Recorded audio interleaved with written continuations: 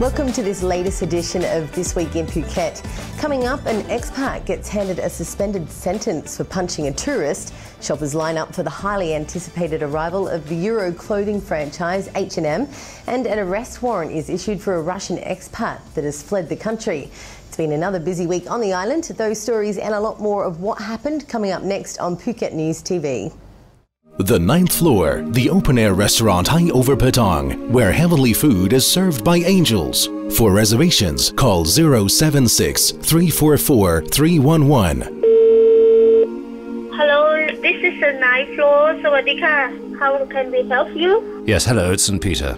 Coon Peter here. I would like to book a table. Not too visible from the sky. You're watching Phuket News TV and our weekly review of Phuket's main news stories. Kicking off with a punch, the Russian expat who punched an Australian tourist last week has been handed down a 2-month suspended sentence for the assault and fined 10,000 baht. 27-year-old Evgeny Bachurin was apparently frustrated at not being able to find a parking space near his favourite restaurant and drove past 45-year-old Australian Mark Fuller and his family, who were just walking along the roadside, almost knocking them over. This then prompted Fuller to protest, which led Bachurin to hit the tourist in the face, knocking him down before driving off.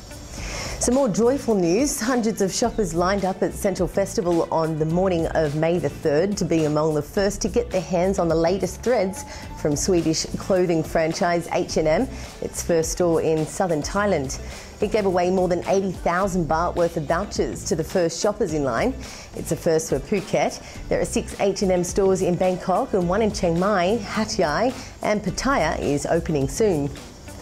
Police are still searching for murder suspect Mung Mayo, a Myanmar national, 12 days after French tourist Fabrice Bourgeol was found bludgeoned to death in a bungalow in Rawai. Last Saturday, police arrested 23-year-old Myanmar national Shui Udam on murder and robbery charges after CCTV camera footage from the area connected Shui and his friend Mung, who's 24, to the crime. Police say Shui confessed to being involved in the crime, but told police Mung was the one who killed the 37-year-old. Fleeing the country for one expat has not stopped police from taking action. An arrest warrant was issued last week for Russian expat Larissa Kim, who was involved in a road accident on April 5th that killed a Thai teenager. It accused Kim, a Russian of Korean heritage, of reckless driving, causing death, and of fleeing the scene of an accident. But it's believed she didn't just flee the accident, it appears she's also fled the country back to Russia.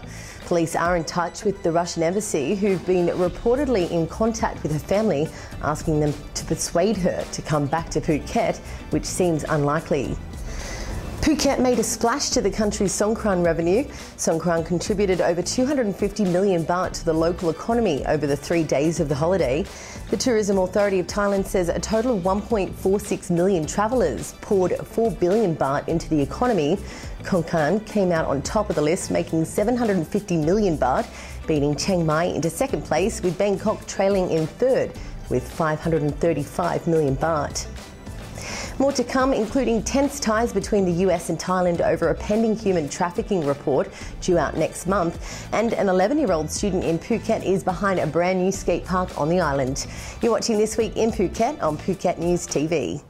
Holiday Inn Resort and Spa Patong invites you to experience the Sea Breeze Cafe. Kids eat for free and prices start at just 599 baht plus per adult from 6:30 until 10 p.m. at the Holiday Inn Patong.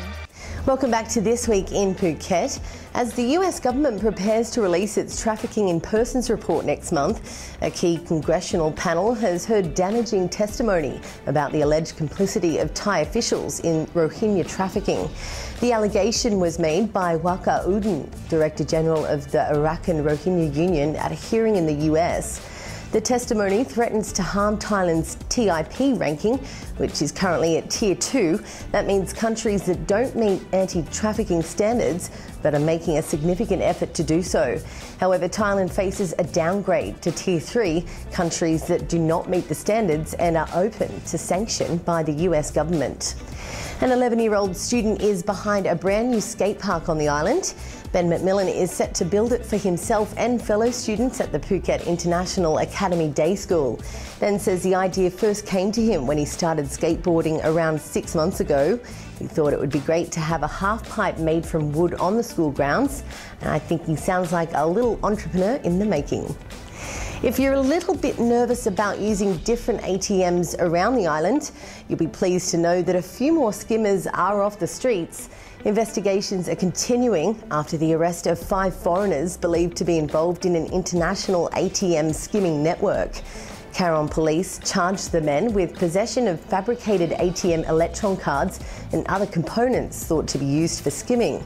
Police said the suspects had stolen around 700,000 baht from ATM machines on the island prior to their arrest on Friday. A 64-year-old Taiwanese is dead after drowning off Koh Yao Yai Island. The incident happened on Friday the 2nd after the men went swimming after lunch. When Chung Lu didn't return to the beach for the trip back to Phuket, the boat driver spent 15 minutes looking for him and finally found him floating unconscious offshore. Rescue staff tried to revive him but failed.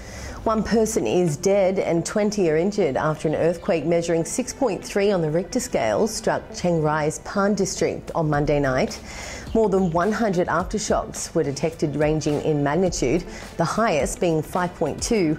The quake was felt by people in high-rise buildings in Bangkok and also shook nearby provinces such as Chiang Mai, Phrae, Phayao and Lampung. Dozens of buildings, including homes and businesses, as well as roads, are damaged. And yet another public holiday is on the way. Next Tuesday, the 13th, is Wesacha Busha Day. Because it is a holy day, shops, bars and restaurants are barred from selling alcohol for 24 hours from midnight on Monday night. On Wesacha Busha Day, Buddhists mark 3 important moments in the life of the Buddha: his birth, his enlightenment and his death. Government offices and many businesses will be shut on the island. And that's the way we saw the news last week here on the island. To keep up with the latest, tune into Live 89.5 or go to thephuketnews.com. Thanks for watching.